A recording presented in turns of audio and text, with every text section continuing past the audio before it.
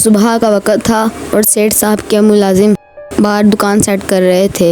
ایک اجنبی شخص مینیجر سے کہہ رہا تھا کہ مجھے سیٹھ صاحب سے ملنے دو۔ مینیجر نے صاف منع کر دیا تو مینیجر کو فورس کرنے لگا۔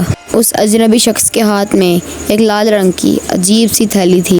مینیجر اسے جانے کو کہہ رہا تھا کہ اسی ٹائم وہاں پر سیٹھ صاحب آ گئے۔ سیٹھ صاحب کے آتے ہی وہ اجنبی شخص سیٹھ صاحب کے سامنے جھک گیا اور کہنے لگا کہ ایک دفعہ آپ میری تھیلی کے اندر موجود یہ چیز دیکھ لیں۔ سیٹھ صاحب نے جیسے ہی تھیلی کو دیکھا تو وہ اسے اپنے ساتھ اندر لے گئے اور نوکر کو چائے پانی کا کہہ دیا۔ سیٹھ صاحب اجنبی شخص سے کہہ رہے تھے اتنی مہنگی چیز تمہارے پاس کیسے آئی، کیا تم نے یہ چوری کی ہے؟ وہ اجنبی شخص کہنے لگا نہیں، مجھے ایک پہاڑی سے ملی تھی یہ۔ سیٹھ اس کی بات ماننے کو تیار نہیں تھا، لیکن مگر وہ اجنبی شخص سیٹھ صاحب کو یہی کہہ جا رہا تھا کہ مجھے اس پہاڑی کے اندر سے ہی ملی ہے۔ سیٹھ کے دل میں لالچ آ گیا اور اس نے سوچا کہ اسے اس کی قیمت کا کیا پتا، میں اسے کچھ نہ کچھ دے کر بیچ دیتا ہوں۔ سیٹھ نے اسے ایک گاڑی بھر کر راشن اور 5000 روپے دے دیا، جسے دیکھ کر وہ شخص بہت خوش ہوا۔ اس شخص نے سیٹھ صاحب سے کوئی بحث نہیں کی اور چپ چاپ وہاں سے جانے لگا۔ سیٹھ صاحب نے اسے کہا کہ جب بھی کوئی ایسی چیز ملے تو سیدھا میرے پاس آ جانا۔ وہ شخص بولا سیٹھ صاحب اس چیز کو 3 دن کے اندر بیچ دینا، کیونکہ ایسا مال کبھی کبھار شرابت نکلتا ہے۔ سیٹھ نے کہا کہ وہ تو میں دیکھ لوں گا۔ اس شخص نے سیٹھ کا شکریہ ادا کیا اور وہاں سے چپ چاپ چلا گیا۔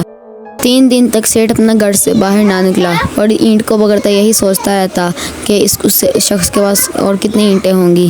سیٹھ اپنے گھر کے باہر لیٹا ہوا تھا کہ اچانک اسے وہی شخص نظر آیا۔ اس نے سوچا کہ یہ پھر سے سونے کی تلاش میں جا رہا ہے، تو سیٹھ بھی اس کے پیچھے چل دیا۔ سیٹھ دھیمے پاؤں آہستہ آہستہ اس کے پیچھے چپ چپ کے چلتا گیا۔ وہ شخص پہاڑوں کی طرف گیا۔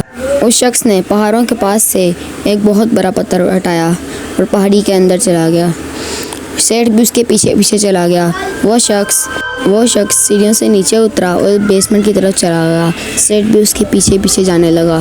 سیٹھ چپ چاپ اس کے پیچھے جانے لگا۔ سیٹھ نے دیکھا کہ بیسمنٹ کے اندر ایک سونے کا قلعہ موجود ہے، جہاں چاروں طرف سونے جواہرات کا ڈھیر لگا ہوا ہے۔ سیٹھ صاحب نے دیکھا کہ چاروں طرف سونے جواہرات کا ڈھیر لگا ہوا ہے۔ سیٹھ وہی دیکھنے میں مگن ہو گیا۔ اسی ٹائم اس شخص نے آگ جلائی اور شیطان کے سامنے منتر پڑھنا شروع کر دیا۔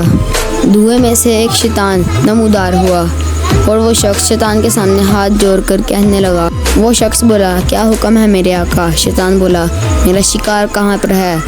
اس شخص نے شیطان کو بتایا میرے آقا میں نے سیٹھ کو وہ مال بیچ دیا تھا، اگر 3 دن کے اندر سیٹھ نے وہ مال نہ بیچا ہوا تو سمجھو آپ کا شکار تیار ہے، کیونکہ آج اس مال کو بیچے 3 دن ہو گئے تھے اور آج 4تھا دن ہے۔ سیٹھ یہ سن کر حیران رہ گیا، اسے کچھ سمجھ نہیں آ رہا تھا۔